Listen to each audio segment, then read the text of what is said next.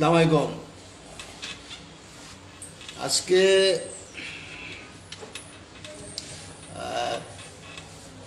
কি আলোচনা, প্রধান উপদেষ্টার সঙ্গে রাজনৈতিক দলগুলোর কি আলোচনা হলো? আমরা নিউজে পেলাম কালকে যে প্রধান উপদেষ্টার সঙ্গে রাজনৈতিক দলগুলোর আলোচনা হবে। পরে অনেক রাত্রে জানলাম যে কোন কোন দলের সাথে আলোচনা হবে এটা জানা যাবে পরে।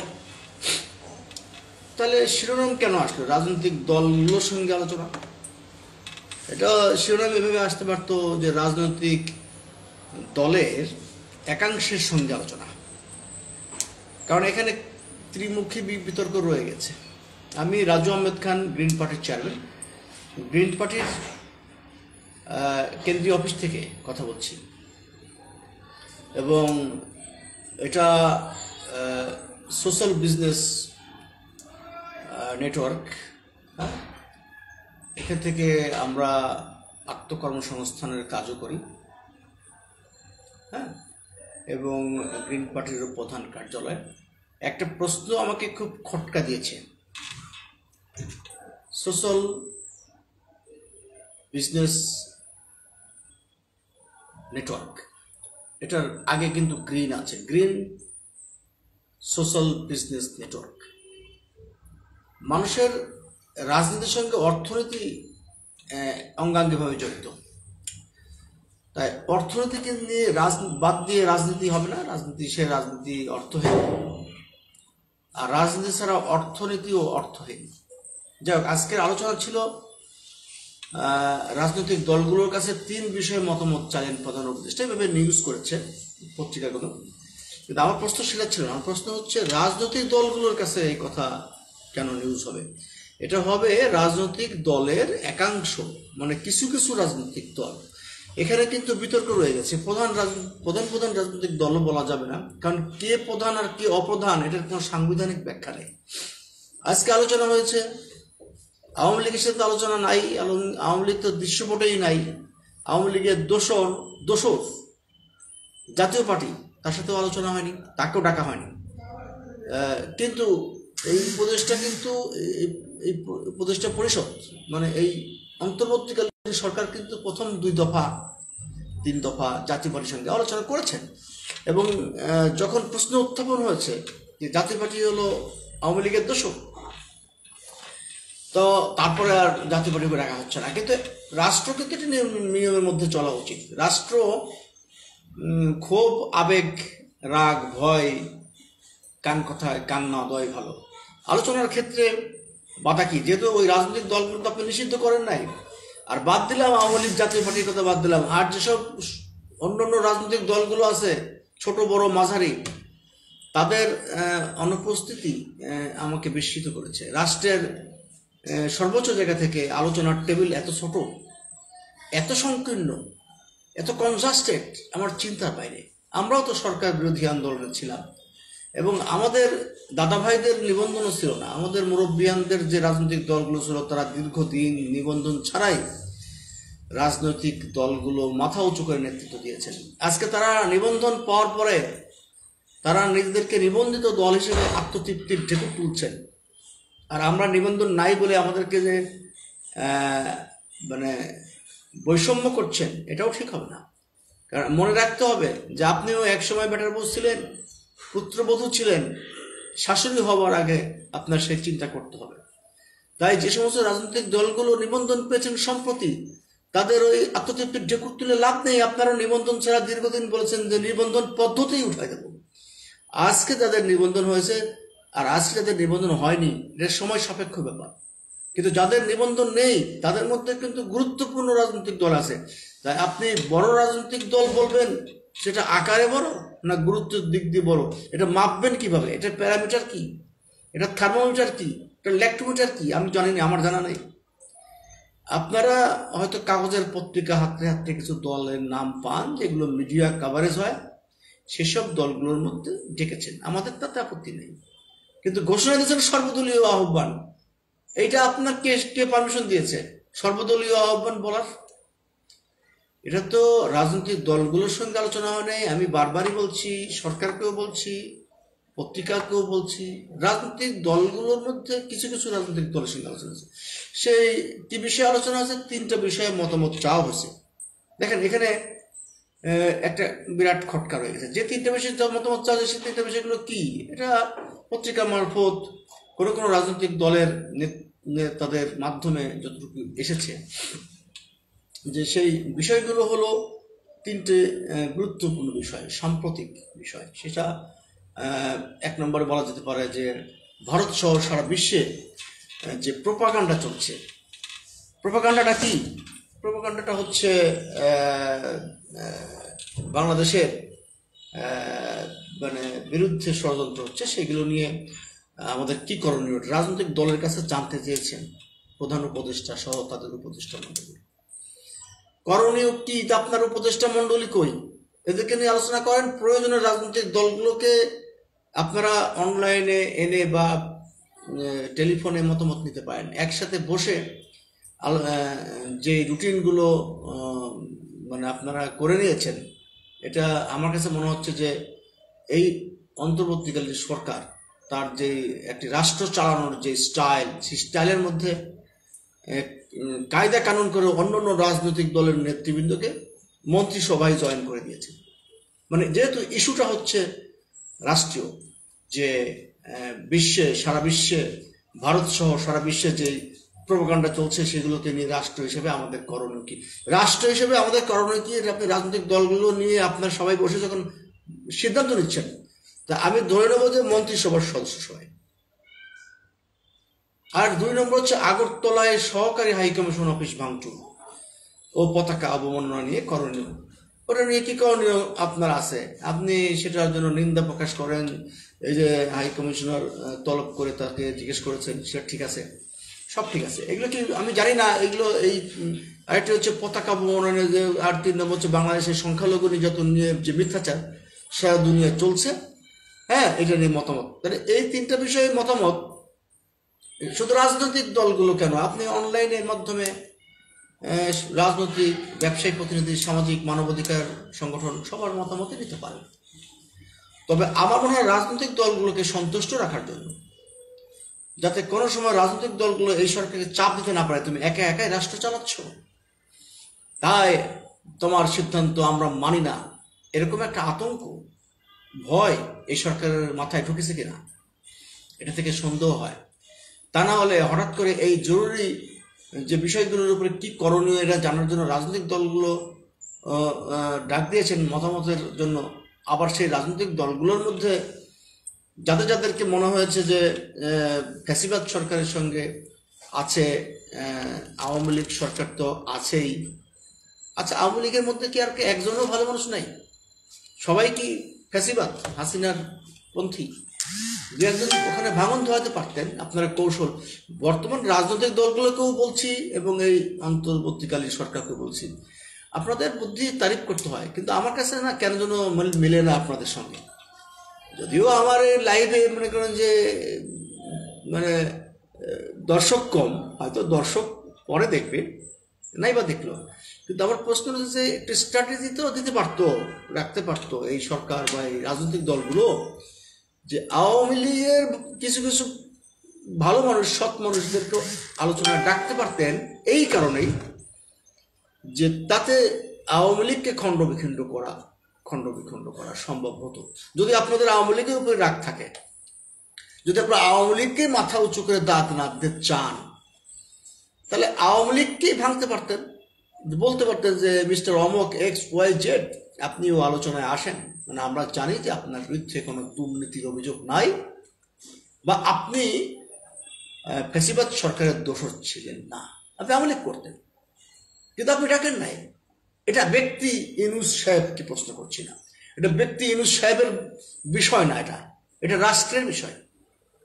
রাষ্ট্র সিদ্ধান্ত নেবে, রাষ্ট্র জিনিসটা প্রাতিষ্ঠানিক বিষয়, স্ট্যাটুটরি বডি।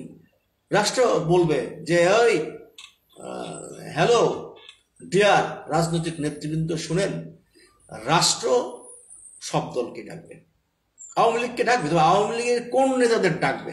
যাদের গায়ে রক্তের দাগ আছে, যাদের হাতে রক্তের দাগ আছে, যাদের দুর্নীতির গন্ধ আছে, এবং যাদের অন্যায়ের চিহ্ন আছে তাদেরকে আপনি বাছাই করতে পারলেন না, একটা রাষ্ট্র পারলো না।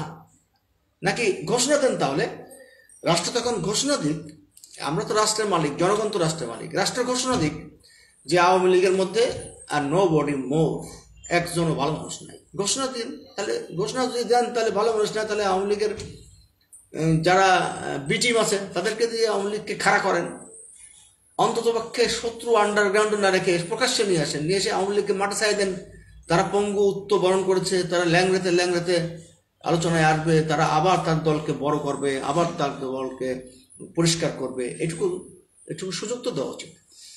আর আওয়ামী লীগের উপরে, মানে যেই আওয়ামী লীগ শেখ হাসিনার নেতৃত্বে ছিল, সেই আওয়ামী লীগের উপরে আমাদের সবার ক্ষোভ আছে, সবার রাগ দুঃখ আছে, রাষ্ট্রের আছে, প্রশাসনের আছে, ছাত্র আছে, ছাত্রের বাবার আছে, শিক্ষকের আছে। সেই সমস্ত অন্যায়কারীদের শাস্তি বিধান করেন। আমি আওয়ামী লীগের পক্ষে বলছি না, জামাত ইসলাম কে আওয়ামী লীগ নিষিদ্ধ করেছিল, জামাত ইসলামকে নিষিদ্ধ তালিকা থেকে বাদ দিয়েছেন, বা আপনি হয়তো বলতে পারেন যে নিষিদ্ধ করা হয়েছে, এটা কোনো অ্যাকসেপ্ট করলাম না, করা হয়েছিল তো, সেটা তো মানে অ্যামেন্ডমেন্ট করা হয়েছে কিনা, করা হয়ে থাকলে ভালো, কোনো রাজনৈতিক দলে নিষিদ্ধ না করাই ভালো। আর নিষিদ্ধ করতে হলে করে দেন, যে আওয়ামী লীগকে নিষিদ্ধ করে দেন, যদি আওয়ামী লীগের সবাই খারাপ হয়, জাতীয় পার্টি নিষিদ্ধ করে দেন, সবাই খারাপ হয়। আর যদি মনে করা যায় না এর মধ্যে কোনো কোনো নেতা ভালো এবং তারা খুব লজিস্টিক কারণে আওয়ামী লীগের সাথে থাকতে বাধ্য হয়েছিল, তাহলে বাস যাচাই বাছাই করেন, মধ্যে ক্রিমিনালগুলো বেশি বের করেন যে কোনগুলি খারাপ লোক, ভালো লোকগুলোর মিটিংয়ে ডেকেন। আর যদি মনে হয় যে না আওয়ামী লীগ জাতীয় পার্টি এদের মধ্যে ভালো লোক নাই, সেক্ষেত্রে আপনি আলোচনায় রাষ্ট্র না ডাকতে পারে, তবে কারণ দর্শাতে হবে রাষ্ট্রকে। কারণটা হচ্ছে তাহলে ওই দলগুলো নিষিদ্ধ বা স্থগিত করতে হবে। আপনি যাই ইচ্ছা হবে তাই করতে পারবেন তা না, রাষ্ট্রের একটা নিয়ম আছে। তাই আমি মনে করি যে খুব ভালো সিদ্ধান্ত নিয়েছেন, জাতীয় পার্টি আওয়ামী লীগকে ডাকেন নাই, কিন্তু এটা সিদ্ধান্ত নিয়ে না ডাকা উচিত। মানে একটা জায়গায় ঠিক করতে হবে যে হ্যাঁ এদের মধ্যে 100% লোক খারাপ, যার কারণে এই দলগুলোতে কোনো প্রতিনিধি আমরা পাচ্ছি না। অথবা আপনার পত্রিকায় ছাপান বা ঘোষণা দেন যে কে কে ভালো আছেন যোগাযোগ করেন, কার মধ্যে কোনো অন্যায় নাই, সেভাবে তারা আলোচনা ডাকতে পারেন। রাষ্ট্র কোনো পক্ষপাত হতে পারে না, বৈষম্য রাষ্ট্রের ক্ষেত্রে হতে পারে না।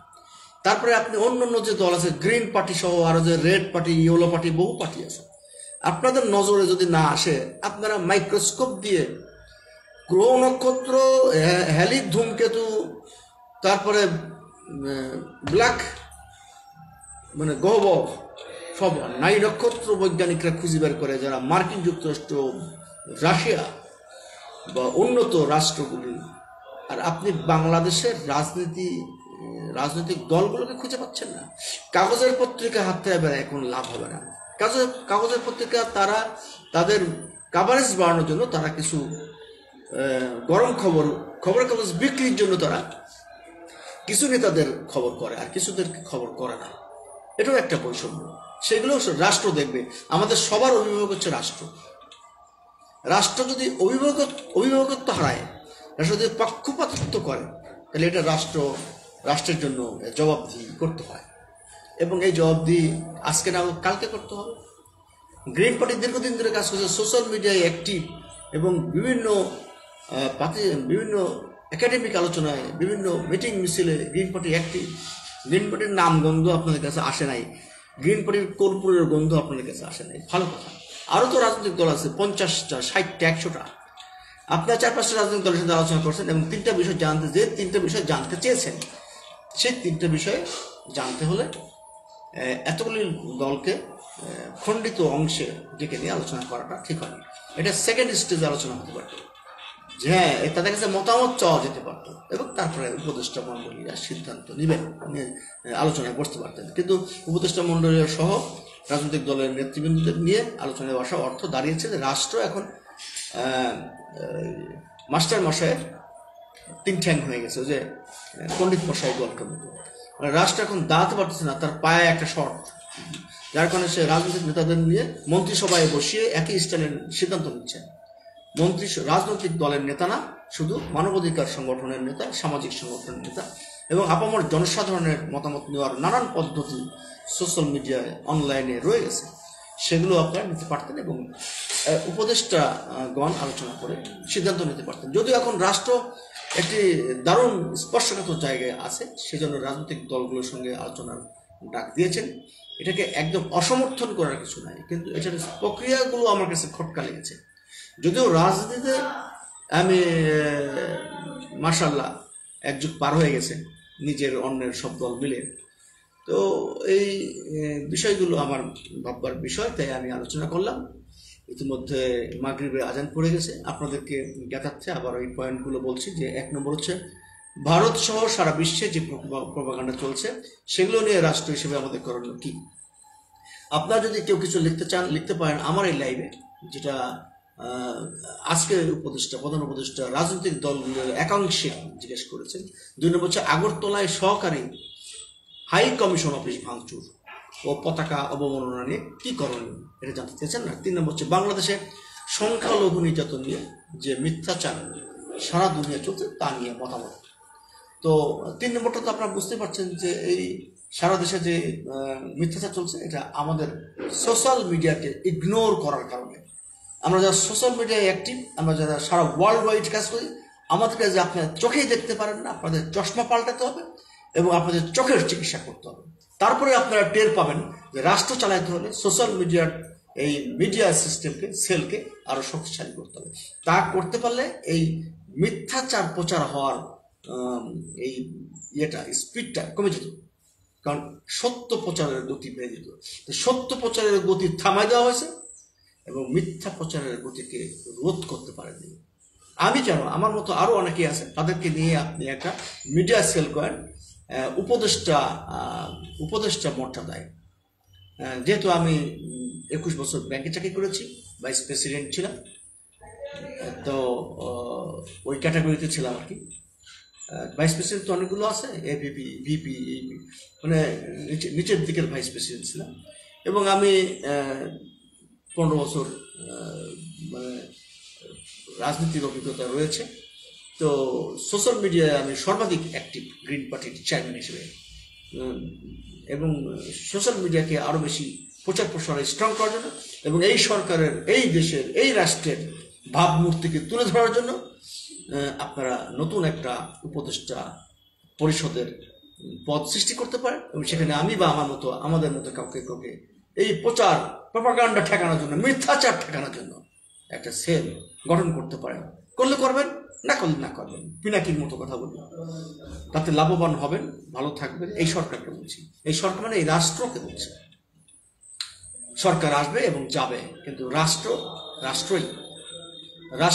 কখনো পক্ষপাত করে না এবং রাষ্ট্র কখনো অন্ধ হয় না। রাষ্ট্রকে কোনো চশমা পাল্টানোর কথা বলা যায় না, কিন্তু রাষ্ট্রের মধ্যে যখন মানে অরাষ্ট্র ঢুকে যায়, সিস্টেম না থাকে, তখন চশমা পাল্টাতেই হয়। তাই আপনারা এই 3 নম্বর অপশনটাকে একটু লক্ষ্য করবেন।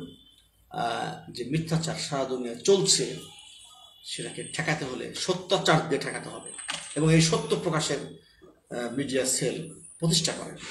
এবং এই কথা মনে হয় যে যারা অন্যান্য রাজনৈতিক দলের নেতারা আছেন, যাদের সঙ্গে আমাদের সখ্যতা আছে, পরিচয় আছে, বিভিন্ন হাতে গোনা যেগুলো মিডিয়ায় আসে, যে সমস্ত নেতারা এখন উপদেষ্টা পরিষদের সাথে মিটিং করেন, যাদের সঙ্গে আমাদের সম্পর্ক আছে, কিন্তু আমাদের সম্পর্কে তারা কখনো সেখানে গিয়ে বলে না যে হ্যাঁ, আমাদের পরিচিত কয়েকটি রাজনৈতিক দল আছে যারা প্রচার প্রসারে অ্যাক্টিভ, আসেন এই মিথ্যাচার রুখে দেওয়ার জন্য, তাদেরকে কাজে লাগায়। তাইলেও তো কানে কানে গিয়ে পৌঁছাবে, নাকি ভাড়ার ঘরে কেড়ে আমি কলা খাই না, যে যখন লঙ্কায় যায় সেই তখন রাবণ হয়ে যায়। এই যে আমি কয়েকটি রাজনৈতিক দলের নেতাদের সঙ্গে সখ্যতা মাখামাখি ছিল, এখন তাদেরকে ফোনে পাওয়া যায় না, অফিসে গেলে পাওয়া যায় না, মেসেঞ্জারে ভয়েস রেকর্ডে কোথাও একটা সাড়া পাওয়া যায়। এবং যারা এখন কিছু আছে যারা দায়িত্ব পদে আছে, তাদেরকে ভয়েস মেসেজ দেওয়ার পর কোনো রিপ্লাই পাওয়া যায় না, একটা লাইক পর্যন্ত তারা মনে করেন যে আমরা দেবতার তুল্য হয়ে গিয়েছি, এখন আমাদেরকে ধরা ছোঁয়ার বাইরে আমরা। আসুন, এই ধরা ছোঁয়া বাইরে থাকা নেতাদেরকে ধরার মধ্যে নিয়ে আসতে হবে, জনগণের প্রতিনিধির কাছে, জনগণের কাছে জবাবদিহিতার রাজনীতি প্রতিষ্ঠা করতে হবে। ভালো থাকবেন। এই সময়ে নামাজ সন্ধ্যাকালীন সময়ে ইবাদতের ঘনঘটা। এই মুহূর্তে আমি আর বিরক্ত করছি না, আমার বক্তব্য এখানেই। আমি আবার কিছু কিছু বিষয় নিয়ে আসতে চাই। এখানে আপনারা আওয়ামী লীগ, বিএনপি, জাতীয় পার্টি, জামাত ইসলামকে দেশকে একটা বিভাজনের রাজত্ব তৈরি করেছেন, অথচ এটা কেন ঘোষণা দিচ্ছেন না যে আমি এর প্রথমেই বলেছিলাম যে যারা যারা ভালো মানুষ, দুর্নীতিগ্রস্ত না, যাদের গায়ে হাতে রক্তের দাগ নেই, যাদের দুর্নীতির গন্ধ নেই, তারা আলাপ করবে। তাই বাংলাদেশের স্বাধীনতার ঐতিহ্য, বাংলাদেশের মুক্তিযুদ্ধের ইতিহাস, বাংলাদেশের ৭১-এর চেতনা, এগুলোকে ইগনোর করা চলবে না। এখান থেকে যাচাই বাছাই করেন। আপনারা মাছ ধরতে হলে কি মাছ ধরবেন আর জালের সাইজ কি হবে, এটা যদি টের না পান তাহলে মহা সমস্যা হবে। কালেভদ্রে যেভাবেই হোক, কিছু কিছু দলের অনেক ভালো মানুষ আছে, ছড়িয়ে ছিটিয়ে আছে, তাদেরকে যদি ধরতে না পারেন, শুধু নামে যদি আপনি আটকায় দেন যে এই নামে সবাই খারাপ, বাংলাদেশ স্তব্ধ হয়ে যাবে। এবং আমি কোনো দলের সাফাই দেওয়ার জন্য কথা বলছি না, কারোর কাছ থেকে কোনো ৪ পয়সা খাই নাই, ঘুষ খাই নাই, কাউকে হাইলাইট করার জন্য কথা বলছি না। সবসময় সত্য কথা বলার জন্য আমি মিডিয়ায় আসি। এই যে ৫ই আগস্টের আন্দোলনে আমরাও মাঠে ছিলাম, আমাদেরও জানটা হাতের মুঠোয় করে পলাইছিলাম আরেক বাড়িতে। আমরাও লাইভে স্টিম রুলারের মতো শক্ত কথায় এই পতিত সরকারকে প্রতিবাদ করেছি, ঝুঁকি নিয়ে, গ্রেপ্তারের ঝুঁকি নিয়ে, টর্চারের ঝুঁকি নিয়ে। আমরা কিন্তু ওই আমাদেরকে হেলাফেলাভাবে যদি ট্রিট করেন, মারাত্মক ভুল করবেন। তাই আমি যে কথাটা বললাম মাথায় রাখবেন, এটা সকল রাজনৈতিক দলের। এখন আওয়ামী লীগ, বিএনপি, জামাত এগুলো দিয়ে একদম মাখামাখি করে ফেলেছেন। তা না, ভালো মানুষদের ডাক দেন, দরকার হলে আল্ট্রাসোনোগ্রাম করেন, চেক করেন, তাদের প্রোফাইল চেক করেন, এবং তারা কোন দলের আছে সেটা বড় কথা না, তারা আদর্শবান কিনা, ভালো মানুষ কিনা, তবে এটা কিনা। এটা আমি আশা করেছিলাম একজন নোবেল বিজয়ী উপদেষ্টা, তার কোথায় যেন বাধা পড়েছে আমার মনে হচ্ছে। যে যা বলে তাই করছেন, যে যা বলে তাই করছেন। কালকে শ্রম অধিদপ্তরের শর্ট সার্কিট হয়ে আগুন ধরে গেছে, আজকে আলোচনায় স্তব্ধ হয়ে গেছে। কেন? ওখানে পুড়িয়ে তো যেতে পারতো, এখন তো একটা নাশকতা হতে পারতো। কোথায় আছি আমরা? এইগুলো কিন্তু প্রায়োরিটি বেসিস দেখতে হবে। একটা ভূমিকম্প বললে আপনি সেই মানে আধুনিক মানের বিজ্ঞানসম্মত কোনো ইনস্ট্রুমেন্ট বাংলাদেশে নাই, কবে নাগাদ শুনেছে আসবে, এগুলো খবর নেই। বাংলাদেশ ধ্বংসের মুখে পড়ে গেলে কিন্তু বাংলাদেশকে রেস্কিউ করতে পারবেন না। যে ২-৩টা বিষয়ের উপরে আলোচনা করার জন্য সবাইকে ডেকে নিয়ে আসছেন, পত্রপত্রিকা ছাপিয়ে দিয়েছেন, টেলিভিশনে বলছেন, আর এখানে মিশ্র প্রতিক্রিয়া সৃষ্টি হচ্ছে। আপনি অন্য রাজনৈতিক দলকে অপমান করছেন। কেউ কখনো বলছেন প্রধান রাজনৈতিক দল, হুইজ প্রধানের ব্যাখ্যা কি? প্রধান হয় কিভাবে? লোক সংখ্যা বেশি হলে না বুদ্ধি, মনন বা গুণগত মান বেশি হলে প্রধান হয়? এগুলো জবাব দিতে হবে। তারপরে আবার বলা হচ্ছে যে এখানে কয়েকটা দলের সাথে আলোচনা করছেন, তাহলে আপনারা পত্রিকায়, আপনাদের প্রজ্ঞাপনে, আপনাদের বিজ্ঞাপনে লেখেন যে কিছু কিছু রাজনৈতিক বোদ্ধাদের সঙ্গে আলোচনা হচ্ছে। তারপর মেনে নেবো, অনেক সিনিয়র রাজনীতিবিদ আছেন, তাদেরকে বর্ষিয়ান রাজনীতি বলে সম্বোধন করে আলোচনা করেন, কোনো অসুবিধা নেই। কিন্তু ঢালাওভাবে প্রচার করা সম্ভব হবে না, উচিত হবে না, ঠিক হবে না। রাজনৈতিক দলগুলোর সঙ্গে আলোচনা করছে, আমরা কার খাবো? গরম গরম কথা বলে আপনাদের শরম দিতে চাই না, কিন্তু একটি কথা মনে রাখবেন, এই দেশ আগামী ভবিষ্যৎ তারুণ্যের, এবং এই দেশ সোশ্যাল মিডিয়ার, এই দেশ তথ্য প্রযুক্তি কাজে লাগাতে পারেন নাই, সেই ব্যর্থতার দায়ভার তো নেবেনই না, বরং আরো আপনারা নানান মুখরোচক গল্প দিয়ে ফেসবুকে, পত্রপত্রিকায়, টেলিভিশনে সয়লাভ করে দিচ্ছেন।